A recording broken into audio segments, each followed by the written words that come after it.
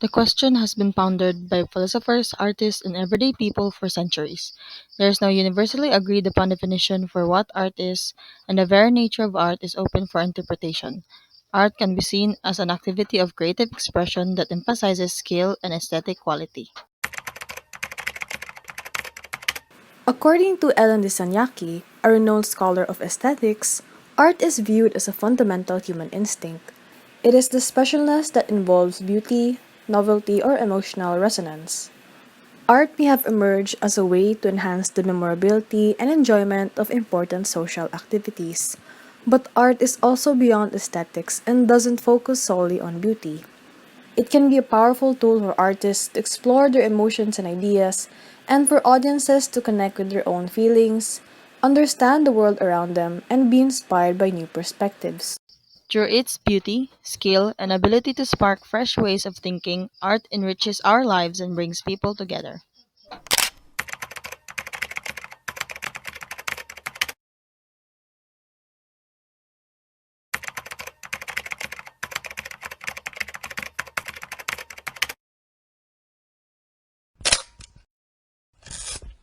My name is Rama JP Cosmo and my artist name is Cosmonaut. Ever since pagkabata pa dyan ako, like, wala pa ako ni eskwela kay I've already been interested in doing artworks. To the point sa na makot na namin paper kay I would start to draw on the walls of our house. Somehow na, like, ever since as a child kay I already knew na I wanted to do art. Siguro mga na, of course, typical Filipino parents kay they want you to have like a good educational background. So when I was in elementary kay I went to like a private school. Then after that, went to Science High, Cebu City National Science High School. So technically, I was like raised in like a STEM-heavy environment. Before, like a few years ago, UP had summer art workshop for kids here sa UP. So maybe I was like, maybe grade 6 na ko ato. Kay gipapil ko summer art workshop here sa UP nga. Being like surrounded with like artworks from students during that time, dira ko na I want to go here. So, not gonna lie, I'm not so good with math, pero ganahan kay science. And during high school, there really was more thoughts na, what if like STEM, college, like STEM related na course. Pero I knew from then na I wouldn't be happy in that type of environment. Because I'm already used to that kind of environment. It's not a place where I think I see myself in ba. So,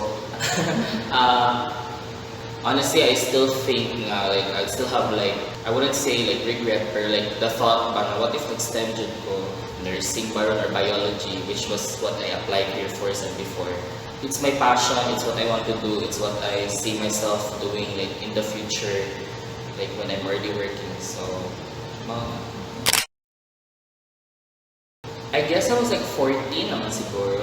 That was like around that age, 14 beyond, dira na kainin ko nga I wanted to do art. I think that was the age na nag-start ko workshops here sa UP. So na siya. I started taking like art commissions, I guess, was during the pandemic when I was like 17 nga na. During that time when I was 17 I was like open to doing commissions, and it was mostly like digital art kay that was the pandemic. Mao na more the fastest way siguro ng pag-deliver ko artwork. For the most part, before the workshops, mostly self-taught region ko, like kanang tanaw sa YouTube videos, or like really just like look at like artwork and try to replicate. That was like, pero I didn't have any like formal training until I came here sa UP, like as a finance student. To tell stories, to tell like narratives, to tell like my personal experience, and to have like a personal voice, so that maka-inspire sa people. I guess it's like movements. I really like impressionism, or like that was like the rise of the camera during that time, and where painters were scared by their craft and their practice would become obsolete kay makuha naman sa camera. So they had to find ways to like to make art look like separate ba from a simple photograph. So their styles were very very pretty. Pretty mga, they look very attractive. As for artists, if it was a Filipino artist, kaya I really like Fernando Amorsolo. I like the way he uses light and his colors are very bright. If modern siguro kay Lowish, artist din niya Lowish. She's a digital artist. Her style is very like expressive, very loose. I love the way she uses color and the way she like composes her art pieces. If you ask me what I want to do, kay ang mga subjects siguro kay very symbolic I guess, or very representative niya. I want to like do something that reflects gani of like mga things that you lose over time as you grow up. Mao na siya. How you don't really play as much with your toys anymore than once like diba once you grow up, okay, you don't really play with toys anymore, and like how there are some things that you lose as you grow older, and how I want people to like reconnect with that inner child siguro nila. So, before I went into UP, kay most of the time it was digital art. Digital art mainly, it's very accessible. I already had the tools for it and like I can bring it anywhere. Pero I also did like mga sketchbook drawings before, then I would use like watercolors. Pero when I went into UP, it changed me to like do like graphite drawings. We had like charcoal, acrylic and oil paint. But like my favorite I guess karon is oil paint. And I really want to do 3D sculptures. I guess like I was raised in a very loving family. Complete namitanan, emotional, mental, physical needs kay na-meet. So I guess makabantay ko na not everyone is like that, and I want to like to make people reconnect with their inner child. So that's why that's what I want to do, or like say siguro sa akong artworks in the future. Oh yeah, take for example katong before na UP o katong karon. Before it was very like reflecting of the media that I consume. So like, pero when I went into UP there are nagsugod og change ako like subjects or the themes that I wanted to portray in my artwork. More personal na siya and more it's reflective of like an unique artistic voice. So technically every year Jose Hoya Awards, Jose P. Hoya Awards here sa gallery sa UP. And we were required, I guess, to join. Pag first year, we were required to join. I think that was 2022. Yeah, pag 2023, I was able to exhibit sa again here sa Jose Hoya Awards. I guess so far, maora. Oh my God. Maka-question siya kasi imong like imong skills I guess. Pero I wouldn't say na like for me personally maka-question siya, but it's not in a sense na more maka-down sa akong self gani makaingon ko na I think I need like maka-pinpoint ka kung asa ka nagkuwang, and that's where kung asa ka makaingon na I need to improve on this.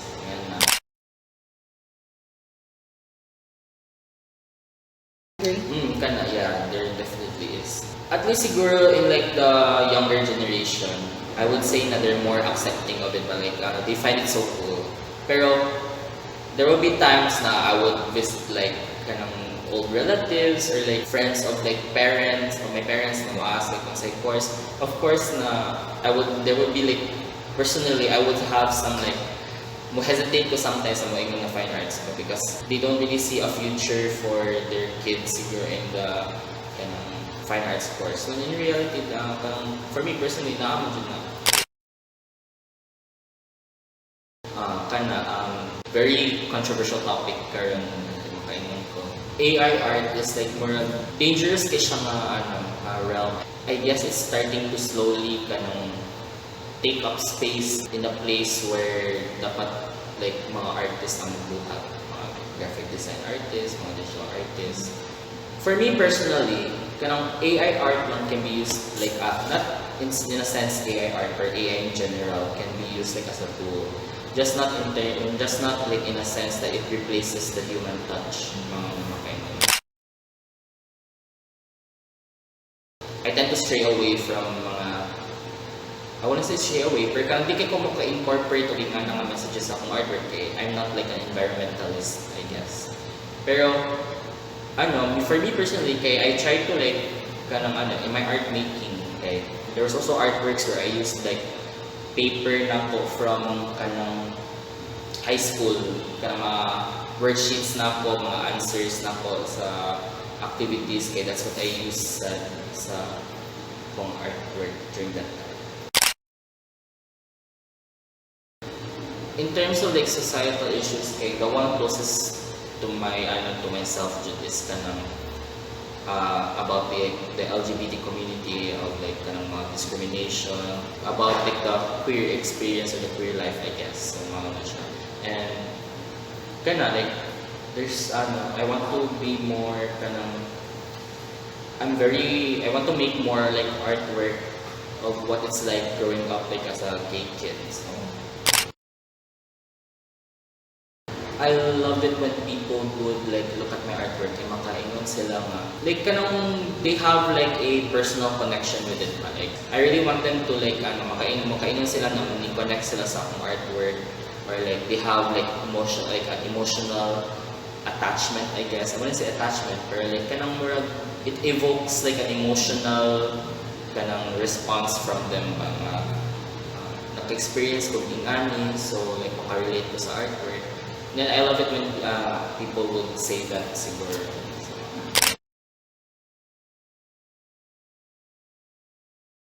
Parang ako, like art is very important. People don't realize it, but like art is everywhere, and art is technically how it like shaped our world, I guess. So like clearly in history, kay makakita dyan ka sa like mga influences of art. There's a lot of like relationship between art and like culture. Today, it's very diverse, very daghan kay siya like different techniques, different methods, different artistic voices.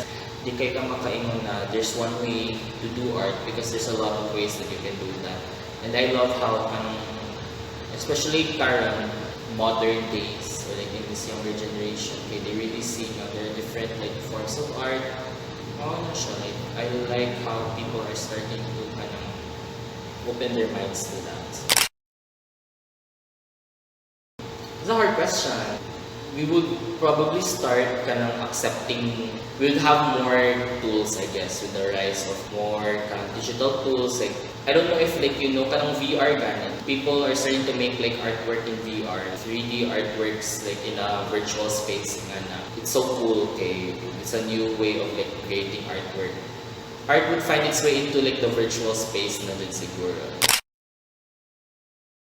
For me, art, parang ako lang personally, it's my way of like expressing myself. It's technically a language that I speak. It's like my other voice, I guess. So, how I want to like send like a message to people, how I want to display to display what I want to say. So, kanina paintings kay all of them are for my techniques na class, and it's focused on like plain area painting. These are all like reproductions of artworks by masters. So this painting is made by Fernando Amorsolo. This is like a painting that he made, and like we had to like replicate. Yeah, I think this painting is made by Scott Burdock. It's one of his studies niya. I decided that I wanted to paint this one kay ganahan ko sa in colors. Yeah, this is like a painting by John Singer Sargent. As you can see siguro, I really like to pick like artworks that have like very bright colors, very saturated. Ang favorite color is orange. So I like to choose like artworks that have like warm or like orange tones. All of these are all in oil paint. Yeah. To be honest, it's like my first time like using oil paints in like this big of a canvas. I plotted them down with like I sketched them. Mga elements, I sketched them on the canvas, and then I started painting. I did like the foregrounds first most of the time. Colored like painted in the middle ground, then the background, and like added like the details. Oh my god. Ganang. Karang in July, I think Descendants ang name sa exhibit. Kaya sa queer art show, yeah. Twitter, my Facebook, my Instagram, they're all ang art tag na ko is like Cosmonaut.